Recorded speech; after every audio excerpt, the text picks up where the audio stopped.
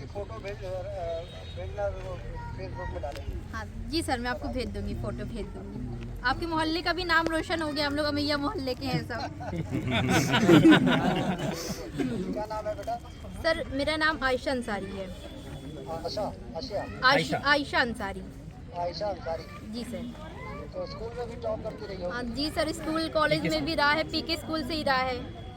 अच्छा, पीके स्कूल से रहा, मतलब स्कूलिंग रही है मेरी। पापा के क्या नाम? पापा का नाम सर मुस्लिम अंसारी है। ऑटो चलाते हैं? हाँ ऑटो चलाते थे पापा। नाम रोशन कर दिया पापा का। हाँ जी सर, धन्यवाद। मेरा मानना था कि अगर आप लगातार परिश्रम करते रहो, आगे बढ़ते रहो, तो आपको सफलता ज़रूर मिलेगी। और जो मेरी स्कूलिंग रही है, शहर के जो सरकारी कन्या विद्यालय है प्रवीण कुमारी, उससे मेरी रही है।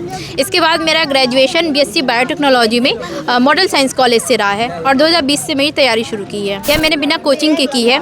तो और माता पिता का भी फाइनेंशियली, इमोशनली सभी प्रकार से सपोर्ट रहा है मेरे लिए। नमस्कार, रीवा स्टोरी मीडिया में आपका स्वागत है। आज मैं पहुंचा हूं रीवा के अमैया मोहल्ले में।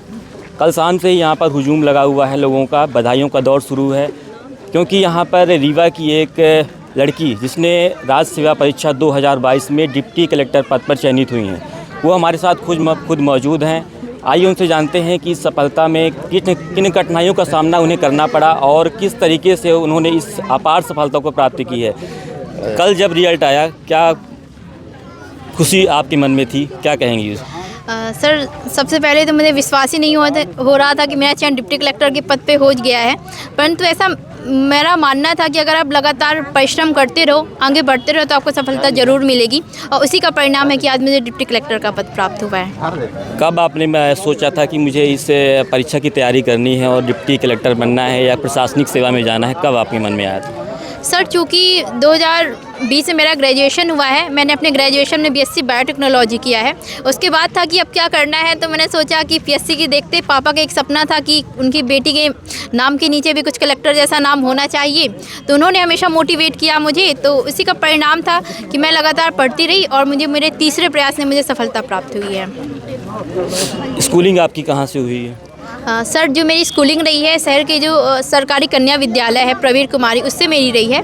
इसके बाद मेरा ग्रेजुएशन बीएससी बायोटेक्नोलॉजी में मॉडल साइंस कॉलेज से रहा है और 2020 से मेरी तैयारी शुरू की है। जैसा कि पता चला है कि आपके पिताजी ऑटो चालक थे, आपका परिवार बहुत गरीबी से जूझता रहा है, तो आप किन संघर्षों से आप आई हैं इस दौर पे और किस तरीके से आपने पढ़ाई की, फिर तैयारी की? लोग तैयारी करने के लिए बड़े बड़े कोचिंग संस्थान में जाते हैं, कोई कोचिंग आपने की थी? सर जो मेरी तैयारी रही है, मैंने बिना कोचिंग के की है। तो ऐसे फाइनेंशियली कोई प्रॉब्लम नहीं हुई है, क्योंकि कोचिंग के लिए कोई ऐसे पैसे वेस्ट नहीं करने हुए। और जो मेरी बुक्स के लिए और जो एग्ज़ाम के लिए जो फॉर्म फीस रहती थी, वो मैं अब ट्यूशन खुद पढ़ाती थी बच्चों को, तो ट्यूशन के माध्यम से मैं अपनी तैयारी कर लेती थी। और माता पिता का भी फाइनेंशियली, इमोशनली सभी प्रकार से सपोर्ट रहा है मेरे लिए। इस सफलता का श्रेय किसे देना चाहती हैं आप? सर इस सफलता का पूरा श्रेय मेरे माता पिता को जाता है, पूरा श्रेय। कुछ जो नए अभ्यर्थी हैं पीएससी के, उनके लिए क्या कहना चाहती हैं? मेंस की तैयारी कैसे करें, इंटरव्यू की तैयारी कैसे करें, क्या कहना चाहती हैं? सर मैं जो भी नए एस्पिरेंट्स हैं, जो भी पीएससी की तैयारी करना चाहते हैं, मैं उन्हें यही बोलूँगी कि आप सर्वप्रथम मेंस की तैयारी करें।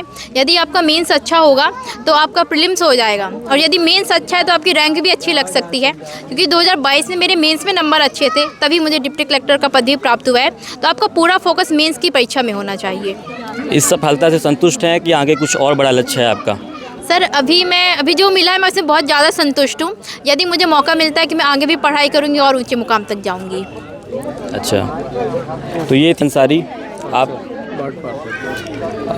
ये थी हमारे साथ आयशा अंसारी, जिन्होंने अपनी सफलता की कहानी हमें बताई कि कैसे संघर्षों से जूझते हुए उन्होंने सफलता प्राप्त की। हमारे साथ वार्ड के पार्षद मौजूद हैं, उनसे जानते हैं कि इस सफलता के बारे में क्या कहना चाहते हैं आप? ये इनके सफलता के बारे में मैं यही कहूँगा पूरे रीवा ज़िले के लड़कों से और अपने वार्ड क्रमांक 23 अमैया के लड़कों से कि इनसे प्रेरणा लेने की ज़रूरत है। इस परिस्थिति में, इस गरीबी में भी इन्होंने वो करके दिखा दिया कि जो बड़े बड़े नहीं कर पाते हैं। हाँ, इनके लिए तो अब वो जानती हैं, हम जानते हैं कि हमने क्या हेल्प की है। यहाँ से लेके इंदौर तक मैंने जो हेल्प की वो हम जानते हैं, कैमरे में बताने योग्य नहीं है वो चीज़ें, लेकिन हम लोग जितना सहयोग हुआ है हम लोगों ने सब किया है। अलग इनको सहयोग की इनके पापा ही सक्षम थे अपनी। ऐसा से प्रेरणा लेकर कुछ बच्चे और भी आगे बढ़ने के लिए तैयार होंगे, उनके लिए क्या कुछ आप करना चाहते हैं? नहीं, हमारे लायक जो भी ज़रूरत होगी, जो हमसे बनेगा, हम हर बच्चे के लिए करने के लिए तैयार है। जहाँ आधी रात को वो कहेंगे, मैं वहाँ उनको खड़े मिलूँगा और उनके लिए हर संभव मदद करने को मैं तैयार हूँ। वार्ड 23 भर की नहीं, शहर का भी कोई ऐसा बच्चा होगा जो हमसे मदद चाहेगा, मैं बिल्कुल करने को तैयार हूँ। बहुत बहुत धन्यवाद आयशा, हमसे जुड़ने के लिए। देखते रहिए रीवा स्टोरी मीडिया। धन्यवाद।